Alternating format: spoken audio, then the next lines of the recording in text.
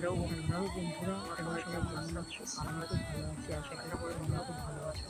আজকে সানডে একটা special day, সবার বাড়িতেই কম বেশি মাছ মাংস, চিকেন মাটন এইরকম।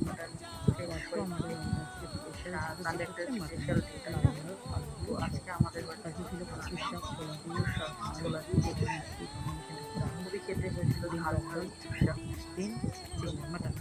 মাটনটা খুবই টক ছিল, রেসিপি ছিল সেটা আমার রান্না করে দিয়েছিল, যেটা খুবই ভালো খেতে হয়েছিল, খুবই দারুণ খেতে হয়েছিল। লাল লাল মাটন, ঝোল, ঝাল ঝাল।